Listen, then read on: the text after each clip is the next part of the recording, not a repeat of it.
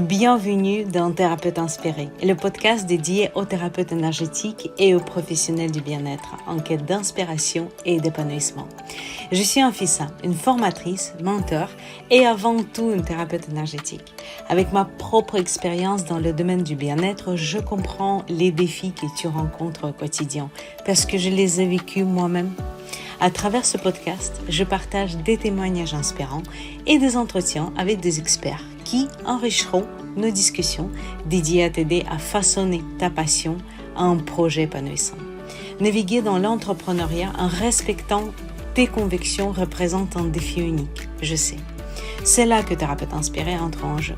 Nous explorons comment créer une activité solide en harmonie avec ta passion et tes valeurs. Au fil des épisodes, prépare-toi à découvrir les outils, les stratégies et les inspirations nécessaires pour développer une activité que tu mérites. Rejoins-moi. Ensemble, nous tracerons le chemin vers l'épanouissement en alignant ta mission avec tes objectifs. Bienvenue dans ce nouvel épisode qui va être improvisé. Je prépare toujours les scripts de mes épisodes, mais là, comme tu as vu le thème, je laisse tout simplement les énergies passer à travers de moi. J'entends souvent dire que moi j'attire beaucoup de choses, mais je n'arrive pas à attirer de l'abondance, de l'argent, d'être payé à ma juste valeur, je n'arrive pas à me rémunérer, mais par contre pour m'attirer, je sais pas, un nouveau local ou quand je cherche quelque chose, je sais pas, un tableau de massage ou autre, ça, il n'y a pas de souci. Alors, je voudrais faire un point là-dessus. J'ai une bonne nouvelle pour toi et peut-être une mauvaise aussi. Donc souvent, il y a deux choses, tes vibrations et tes croyances. Et même si tu penses de ne pas avoir de croyances limitantes, dans ce domaine, le domaine où tu as plus de problèmes, c'est le domaine où tu as des croyances limitantes. Alors, donc ça peut être caché, ça peut être interne. Je te donne un exemple personnel et après c'est à toi de réfléchir comment tu peux déceler les tiens. Moi, j'ai demandé tout simplement de l'aide parce que je ne viens pas d'une famille qui disait que l'argent c'est mal, bien au contraire, c'est une source, c'est un moyen, pardon, c'est pas une source, c'est un moyen d'accéder à plein de choses, notamment de pouvoir m'installer, d'être indépendante parce qu'au début, il faut quand même on va dire, sas de sécurité, hein, donc il faut avoir mettre de côté, avoir un budget, tu peux voyager, tu peux, personnellement, moi c'est toujours de pouvoir financer aux enfants, à mon enfant par exemple, meilleur instrument de musique, il fait de la musique, d'engager des personnes avec qui il va travailler, parce que les professionnels, les experts, le plus souvent ont aussi un salaire plus élevé que les autres. Donc l'argent, c'est le moyen d'accéder à plein de choses qui peut être. Il ne faut pas faire non plus... il ne faut pas non plus vénérer, mais il faut dire que c'est de l'énergie et c'est un moyen comme les autres à accéder aux autres choses. En tout cas, nécessaire pour toi. Nécessaire pour une personne, ça va être les choses qui de luxe ou autre. Ce n'est pas personnellement mon cas, mais par contre, je comprends tout à fait que pour... Voilà, comme je t'ai expliqué, de payer certaines activités à mon fils, ça sera intéressant. Voyager notamment, ça passe, quoi qu'il arrive, par un échange monétaire. Tu vas pas acheter les billets ou payer l'essence avec, je sais pas, des tartes ou autre chose. Donc voilà, c'est important de bien éclaircir ça. Il n'y a pas de mal dedans. Donc je n'ai jamais eu de cette croyance, je n'ai jamais pensé que les hommes riches qui sont mauvais, pas tout le monde, c'est pas vrai. Les gens mauvais, il y a parmi des gens pauvres, autant qu'il y a parmi des gens riches, ça c'est mon point de vue. Donc je n'ai jamais eu cette croyance, et je ne comprenais pas d'où ça vient. Et une fois, donc je demandais de l'aide, et une fois, je me rappelle, j'étais en stage, donc c'est moi qui ai animé le stage, et j'amène toujours les produits de boutique en ligne à vendre directement pendant les stages. Donc je le mets contre un mur et il y a une table qui présente, c'est un peu comme sur le marché, qui présente mes produits. Et alors donc, moi j'étais en train de préparer les thés, les cafés aux participants. Une personne qui se rapproche vers moi et qui me donne les sous parce qu'il a pris quelque chose, je sais pas, une pierre ou autre chose. Et tu sais, je me rattrape, j'ai dit mais non, c'est sale, parce que ma maman, toute ma vie, il disait qu'il ne faut pas toucher de l'argent. C'était pas que l'argent est sale, hein, que c'est juste, il est sale dans le sens qu'il y a des microbes, parce qu'on les donne, on les passe, tu sais, il y a beaucoup de personnes qui le touchent, et ainsi de suite. Mais pas plus qu'autre chose.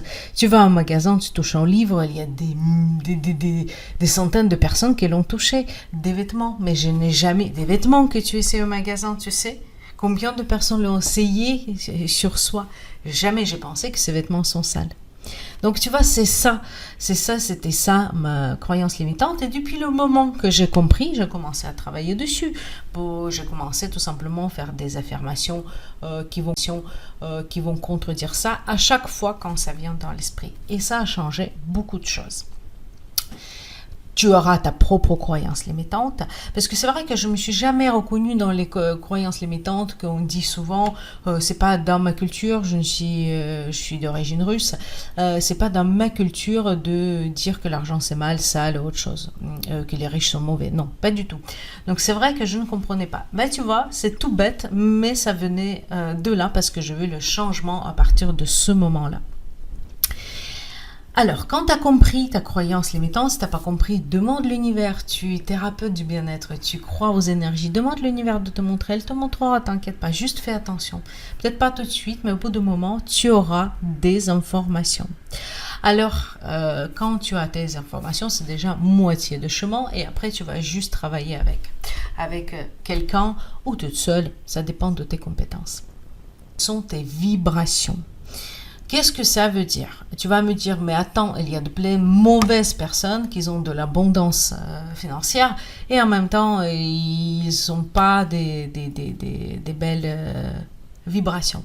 Je ne te parle pas de niveau vibratoire, autant que thérapeute énergétique, ou autant que toi-même personnellement, parce que tu travailles sur toi. Je parle de taux vibratoire de tes peurs, de tout ce que tu transmets.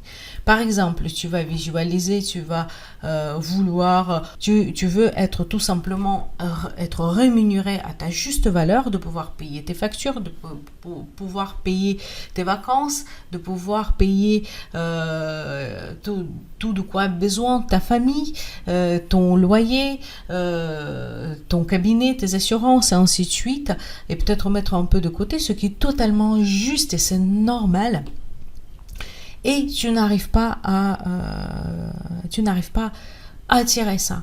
Le plus souvent, même si tu visualises, si tu as un tableau de visualisation, si tu visualises régulièrement, si tu mets des objectifs, si tu as une vibration de l'abondance et juste à côté, qui est beaucoup plus forte, le plus souvent, la peur.